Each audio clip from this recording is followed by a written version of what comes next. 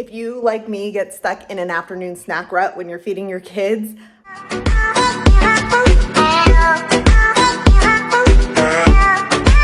want to show you this technique today of a super easy activity you can set up to not only kill some time and get your kids a healthy snack, but also to get them trying some new things.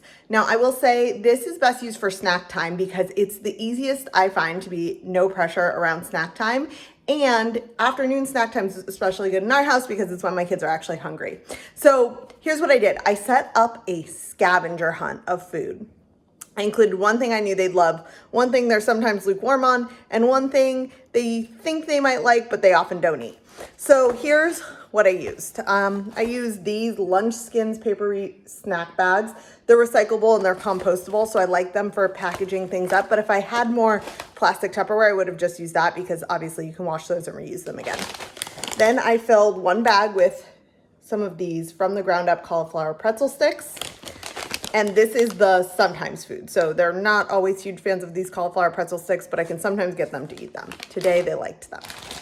Then another bag had some cauliflower florets. So that was our veggie for the day. This is our, I think I like it, but I don't often eat it food. I'm dropping some on the ground. And then the love it food was Nectarines, which I don't have any more of because they've already eaten them all. And I just wrapped those in a little paper towel.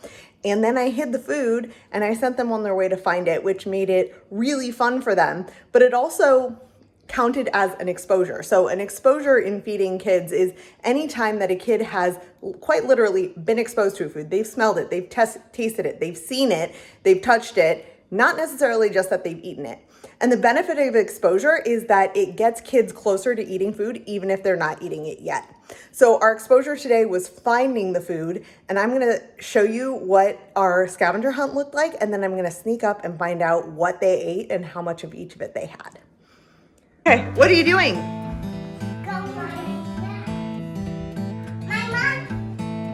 My mom started going to find it now. I'll be laying down. What did we find here? Snacks. We get to eat them afterwards. What other snacks did we find? Oh no.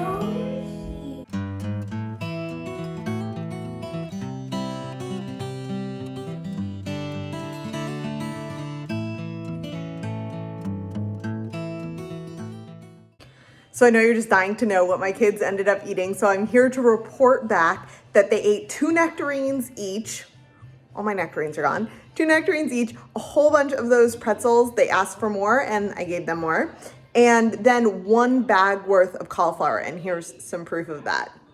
So this is just an example of how you can get creative with exposing your kids to new foods. The key here is not to apply pressure for them to actually try it, but just to give them a chance to interact with the food in whatever way that might look like. And today I was using the scavenger hunt, but there's tons of other amazing ideas out there that you can take a look at if you're interested in doing more things like this.